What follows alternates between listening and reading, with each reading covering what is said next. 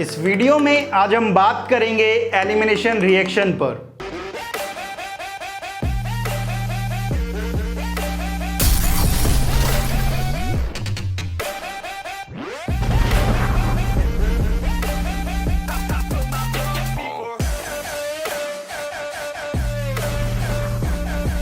हमने आपसे कहा था कि हमें सिर्फ 4 टाइप की रिएक्शन पढ़नी है भाई पूरे ऑर्गेनिक केमिस्ट्री में। पहला एडिशन रिएक्शन, दूसरा सब्स्टिट्यूशन रिएक्शन और तीसरा जो आज हम स्टार्ट कर रहे हैं जिसका नाम है एलिमिनेशन रिएक्शन। एलिमिनेशन रिएक्शन पर आज हम बात करेंगे।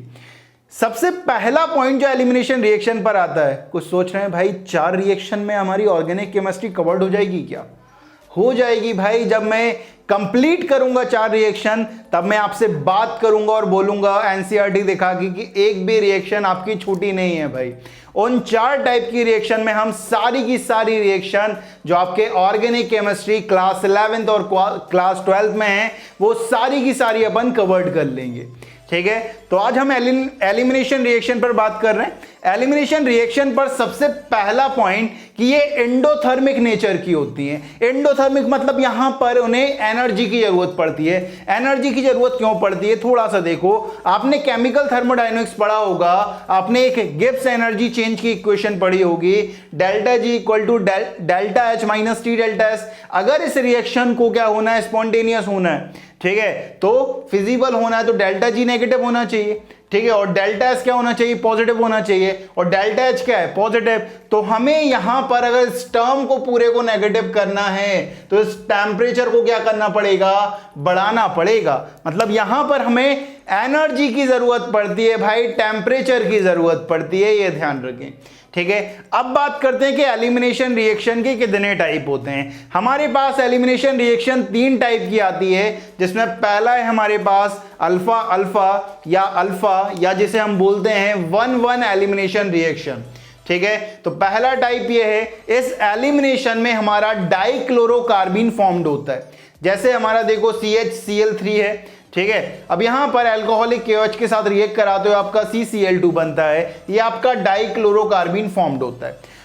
ठीक है, दूसरी जो टाइप की एलिमिनेशन है हमारे पास वो है हमारे पास अल्फा बीटा या 1-2 एलिमिनेशन रिएक्शन। ये रिएक्शन हमारे लिए इंपॉर्टेंट है क्योंकि हमारे सिलेबस में बीटा एलिमिनेशन रिएक्शन है जिसे हमें पढ़ना है।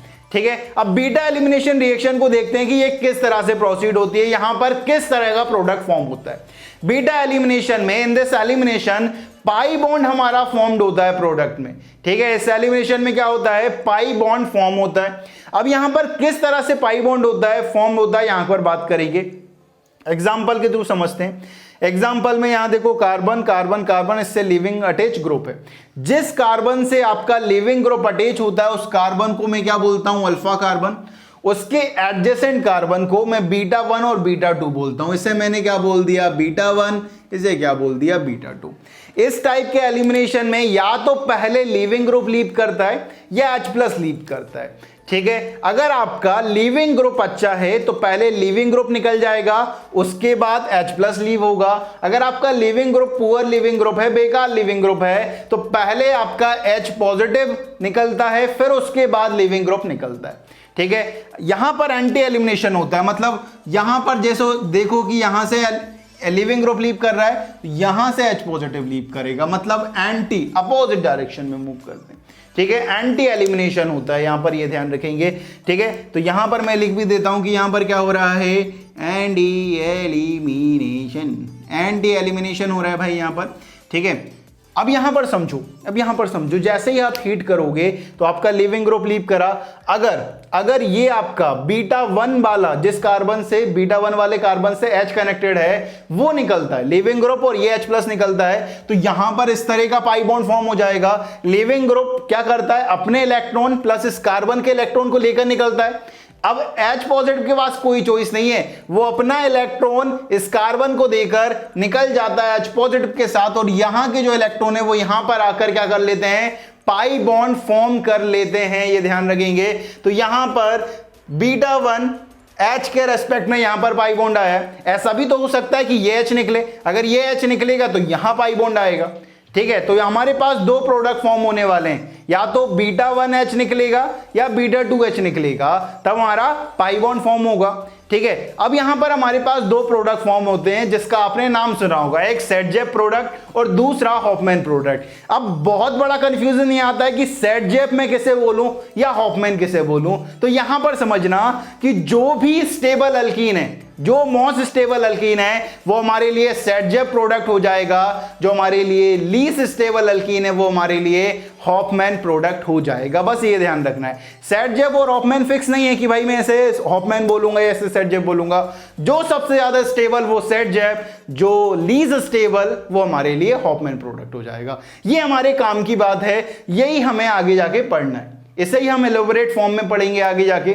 ठीक है, तो दो टाइप हो चुके हैं, पहला अल्फा एलिमिनेशन, दूसरा बीटा एलिमिनेशन, और तीसरा आने वाला है हमारे पास अल्फा गामा या गामा, या इसे बोलते हैं 1,3 एलिमिनेशन रिएक्शन। इस एलिमिनेशन में हमारा रिंग फॉर्म्ड होता है। अल्फा एलिमिनेशन में डाइक्लोरोकार्बिन, बीटा एलिमिनेशन में पाई बॉन्ड, और गामा एलिमिनेशन में क्या हो रहा है, हमारा रिंग फॉर्म्ड हो रहा है। अब ये रिंग किस तरह से फॉर्म होता है, देखो भाई यहां पर Br कनेक्टेड है, कार्बन कार्बन कार्बन, फिर Br।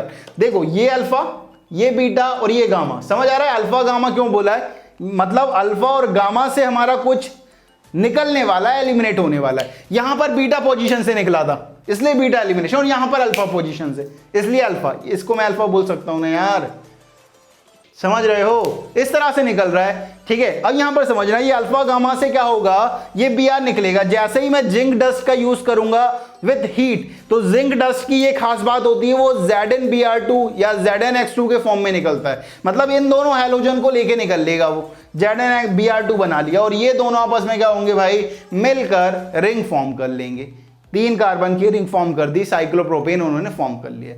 तो हमने अभी तक क्या पढ़ लिया है कि एलिमिनेशन रिएक्शन एंडोथर्मिक रिएक्शन होती है, दूसरा ये 3 टाइप की होती है, अल्फा एलिमिनेशन, बीटा एलिमिनेशन और गामा एलिमिनेशन। अल्फा एलिमिनेशन में डाइक्लोरोकार्बिन फॉर्म होता है, बीटा एलिमिनेशन में हमारा पाई बॉन्ड फॉर्म होता है, और गामा एलिमिनेशन में हमारा रिंग फॉर्म होती है। हमारे जो सिलेबस में है, जो हमें पढ़ना है, वो है हमारे पास बीटा एलिमिनेशन, राइट। तो जल्दी से ले लो आप इसका स्क्रीनशॉट।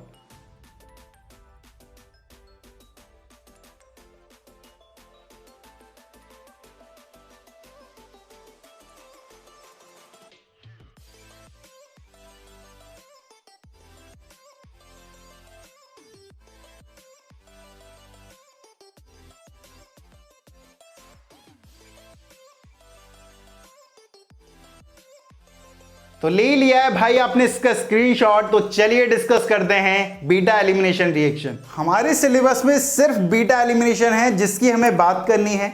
अगर बीटा एलिमिनेशन में बढ़े आगे, तो बीटा एलिमिनेशन जब पढ़ते हैं तब पता चलता है कि बीटा एलिमिनेशन हमारे पास 2 टाइप का आता है, एक आता है हमारे पास E1 और दूसरा आता है हमारे पास E2। E1 और E2 जब हम पढ़ेंगे, उन्हें हम डिफरेंस करते हुए पढ़ेंगे। जैसे अपन ने SN1 SN2 में पढ़ा था, ठीक है, वहां पर अपन ने पहले SN1 पढ़ लिया था, देन SN2 पढ़ा था, लेकिन कुछ डिफरेंसेस थे भाई दोनों में, एक दूसरे से क्या थे, अलग अलग थे भाई। यहां पर भी E1 और E2 अलग अलग होने वाले, ठीक है। अब ये किस तरह से अलग होते हैं उनकी बात करते हैं। E1 की अगर बात करें तो E1 हमारे पास यूनिमॉलिक्यूलर रिएक्शन होती है, ठीक है, जैसा हमारा SN1 होता था, और E2 हमारी बाइमॉलिक्यूलर रिएक्शन होती है जैसे हमारा SN2 होता था। नेक्स्ट पॉइंट आता है कि यहां पर जो E1 है उसकी जो रेट ऑफ रिएक्शन होती है वो डायरेक्टली प्रोपोर्शनल होती है कॉन्सेंट्रेशन ऑफ Rx की पावर 1, और यहां पर ये बेस की पावर पर, बेस की कॉन्सेंट्रेशन पर डिपेंड नहीं कर रही है, ठीक है। अगर बेस की कॉन्सेंट्रेशन पर डिपेंड नहीं कर रही है तो सबसे तेजी से हमारा दिमाग चलना चाहिए कि यहां पर हमें वीक बेस रिक्वायर्ड होगा जैसे हमें SN1 में रिक्वायर्ड होता था। अगर E2 की बात करें तो E2 में rate of reaction directly proportional to concentration of Rx की पावर 1 इंटू बेस की पावर 1, मतलब बेस की कॉन्सेंट्रेशन पर रेट ऑफ रिएक्शन डिपेंड कर रही है, तो यहां पर हमें स्ट्रॉन्ग बेस रिक्वायर्ड होता है जैसा हमें SN2 में रिक्वायर्ड होता था। E1 बिल्कुल सिमिलर चलता है SN1 के, E2 सिमिलर चलता है SN2 के। नेक्स्ट पॉइंट अगर बात करें तो यहां वीक बेस रिक्वायर्ड होता है, यहां स्ट्रॉन्ग बेस रिक्वायर्ड होता है। यहां पर E1 में कार्बोकैटायन फॉर्म होता है, जैसा हमारे SN1 में फॉर्म होता था उसी तरीके से E1 में फॉर्म होता है, लेकिन E2 में हमारे पास कोई इंटरमीडिएट फॉर्म नहीं होता, यहां पर हमारी ट्रांजिशन स्टेट फॉर्म होती है, ये ध्यान रखना है, जैसा हमारा SN2 में होता था। बिल्कुल सिमिलर चलता है भाई, SN1 और E1 बिल्कुल सिमिलर, SN2 E2 बिल्कुल सिमिलर। नेक्स्ट पॉइंट अगर बात करें तो यहां रीअरेंजमेंट होता है, कार्बोकेटाइन बना है तो नेचुरल सी बात है कि रीअरेंजमेंट होगा भाई। यहां पर ट्रांजिशन स्टेट फॉर्म हुई है तो कोई रीअरेंजमेंट नहीं होता है। E1 कॉम्पिटिट करती है SN1 के साथ, E2 कॉम्पिटिट करती है SN2 के साथ। अब ऐसे कौन कौन से ऐसे एग्जाम्पल्स हैं, ऐसे कौन कौन सी रिएक्शन हैं जो E1 मैकेनिज्म को फॉलो करेंगी और कौन कौन सी ऐसी रिएक्शंस हैं जो E2 मैकेनिज्म को फॉलो करेंगी। तो यहां पर अगर बात करें, यहां पर एग्जांपल आता है dehydration of alcohol in acidic medium, ये ध्यान रखना है, dehydration of alcohol acidic medium में E1 मैकेनिज्म को फॉलो करती है। E2 में हमारे पास एग्जांपल आता है dehydrohalogenation of alkyl halide in presence of alcoholic KOH and NaNH2। Dehydrohalogenation alkyl halide का किसके प्रेजेंस में? अल्कोहलिक KOH एंड NaNH2 के प्रेजेंस में वो E2 मैकेनिज्म को फॉलो करती है। और एक और एग्जांपल आता है भाई हमारे पास डिहाइड्रेशन ऑफ अल्कोहल, यहां पर कोई मीडियम स्पेसिफाइड नहीं है, जैसे कि यहां पर मीडियम स्पेसिफाइड था एसिडिक मीडियम, तो यहां पर कोई मीडियम स्पेसिफाइड नहीं है, ये E2 मैकेनिज्म को फॉलो करने वाली है। ठीक है, तो यहां पर अपन ने कुछ E1 के पॉइंट्स पढ़े हैं और कुछ E2 के पॉइंट्स पढ़े हैं भाई। ठीक है, अब यहां पर अपन एग्जाम्पल को थोड़ा सा समझेंगे कि किस तरह के हम रिएजेंट यूज करने वाले हैं डिहाइड्रेशन ऑफ अल्कोहल में एंड डिहाइड्रोहैलोजिनेशन ऑफ अल्काइल हैलाइड में, उसकी बात करेंगे, लेकिन उससे पहले लें आप इसका स्क्रीनशॉट।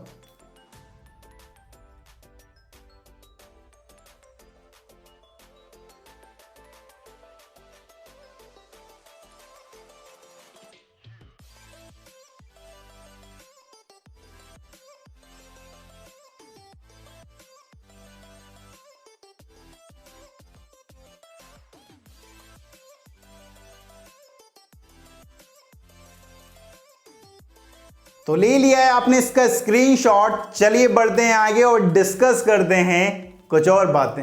तो एलिमिनेशन में हमें दो रिएक्शन पढ़नी है। पहली है हमारे पास dehydrohalogenation of alkyl halide in presence of alcoholic KOH and NaH2। दूसरी रिएक्शन है हमारे पास डिहाइड्रेशन ऑफ अल्कोहल। अब इनकी थोड़ी सी बात कर लेते हैं। सबसे पहले हम बात करेंगे dehydrohalogenation of alkyl halide in presence of alcoholic KOH and NaNH2। अगर हम यहां पर एक्वस KOH यूज करते हैं, अगर एक्वस KOH अगर होता तो वहां पर हमें न्यूक्लियोफाइल या बेस कौन सा मिलता? OH नेगेटिव हमारा बेस मिलता। लेकिन यहां पर हमने एक्वस KOH की जगह क्या यूज करा हुआ है? अल्कोहलिक KOH यूज करके रखा हुआ है। ठीक है, अल्कोहलिक KOH से हमें RO नेगेटिव ज्यादा मिलता है as compare to OH negative, और RO जो नेगेटिव होता है उसकी जो न्यूक्लियोफिलिसिटी होती है, जो देने की टेंडेंसी होती है, वो ज्यादा अच्छी होती है। RO नेगेटिव अच्छा न्यूक्लियोफाइल होता है as compare to OH negative, क्योंकि ऑक्सीजन डोनेट करेगा, ऑक्सीजन के पास नेगेटिव चार्ज है, तो यहां पर जो R है वो सिर्फ पीछे से इलेक्ट्रॉन डोनेट करेगा, क्योंकि इसका तो आई इफेक्ट लगेगा, पीछे से प्लस आई इफेक्ट लगेगा, मतलब ये इलेक्ट्रॉन देगा। अगर इसे पीछे से इलेक्ट्रॉन देने वाले हैं तो आसानी से डोनेट कर देगा। तो यहां पर हमारे पास RO negative as a nucleophile काम करता है। और आप जानते हो dehydrohalogenation of alkyl halide in presence of alcoholic KOH and NaNH2 E2 mechanism को फॉलो करती है। अगर E2 मैकेनिज्म को फॉलो कर रही है तो वहां पर हमें स्ट्रॉन्ग बेस की रिक्वायर्ड है, तब यहां पर हमने अल्कोहलिक KOH का यूज किया, ये ध्यान रखेंगे। ठीक है, NaNH2 का जब हम यूज करते हैं तो वहां पर हमें न्यूक्लियोफाइल क्या मिलता है? NH2 नेगेटिव, जिसकी न्यूक्लियोफिलिसिटी काफी अच्छी होती है भाई। ठीक है, अब हमारे पास जो दूसरी रिएक्शन है वो है dehydration of alcohol. Dehydration of alcohol E1 को भी फॉलो करती है और E2 को भी फॉलो करती है। एसिडिक मीडियम में हो रही है, मतलब रीअरेंजमेंट के चांसेस हैं तो E1 को फॉलो करेगी, अगर रीअरेंजमेंट के कोई चांसेस नहीं है वो E2 को फॉलो करेगी। तो रीअरेंजमेंट के चांसेस हैं, मतलब E1 को जब फॉलो करेगी तो रिएजेंट कौन कौन से गिवन होंगे? पहला आपको दे सकता है concentrated H2SO4 plus 160 to 170 degree Celsius temperature. याद रखना है हमें एलिमिनेशन रिएक्शन में टेम्परेचर की रिक्वायरमेंट पड़ती है, हीट की रिक्वायरमेंट पड़ती है, इसकी हम पहले बात कर चुके हैं। ठीक है, यहां पर ये टेम्परेचर जरूरी है 160 to 170 डिग्री सेल्सियस, ये ध्यान रखना है। ठीक है। अब नेक्स्ट जो रिएजेंट आपको दे सकता है E1 के लिए, वो आपको दे सकता है H3PO4 plus 80 degree Celsius. Phosphoric acid plus 80 degree Celsius भी E1 को फॉलो कराती है रिएक्शन, ये ध्यान रखेंगे। नेक्स्ट अगर E2 हमें फॉलो कराना है तो E2 के लिए हमारे पास रिएजेंट दे सकता है डिहाइड्रेशन ऑफ अल्कोहल के केस में Al2O3 plus 350 degree Celsius, P2O5 heat के साथ या POCl3 हीट के साथ। ये वो रिएजेंट हैं वो डिहाइड्रेशन ऑफ अल्कोहल कराते हैं E2 मैकेनिज्म के साथ, ये ध्यान रखना है। ये दोनों रिएजेंट E1 मैकेनिज्म को फॉलो कराएंगे और ये दोनों ये किसको फॉलो कराएंगे, ये तीनों रिएजेंट E2 मैकेनिज्म को फॉलो कराएंगे, ये ध्यान रखना। ठीक है, आप जानते हो P2O5 क्या है भाई, डिहाइड्रेटिंग एजेंट है, वाटर का लॉस कराएगा भाई। ठीक है, तो इन सब की बात कर चुके हैं अपन, कौन कौन से हमें रिएजेंट गिवन हो सकते हैं। ये ध्यान रखना है, यहाँ पर टेम्परेचर इंपॉर्टेंट है हमें। ये जो टेम्परेचर है 160 टू 170 ये इंपॉर्टेंट है, ये आपने देखा भी होगा अगर आपने एनसीईआरटी पढ़ी है तो। ठीक है, नहीं पढ़ी तो पढ़ेंगे साथ में। ठीक है, तो जल्दी से लो आप इसका स्क्रीनशॉट।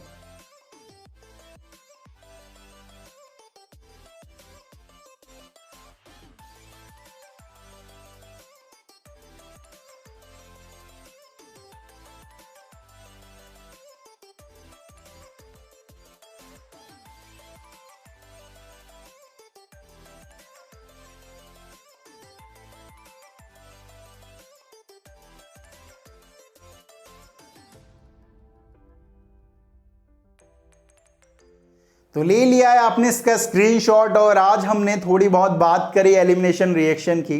एलिमिनेशन रिएक्शन कितने टाइप की होती हैं उस पर बात करी। हमारे जो काम की है, हमारे जो सिलेबस में है वो है बीटा एलिमिनेशन रिएक्शन, जिसे हमने डिफरेंशिएट किया E1 एंड E2 रिएक्शन में, और कौन कौन से ऐसे एग्जाम्पल होते हैं जो E1 और E2 को फॉलो करते हैं उनकी बात कर ली है। अब जो मेन बात आती है वो है इन पे बेस्ड क्वेश्चन की। इन पे बेस्ड जब क्वेश्चन आएंगे हम उनका प्रोडक्ट किस तरह से फॉर्म करेंगे उसकी हम बात नेक्स्ट वीडियो में करने वाले हैं। तो इस वीडियो में बाबा जी की तरफ से इतना ही। जय हो।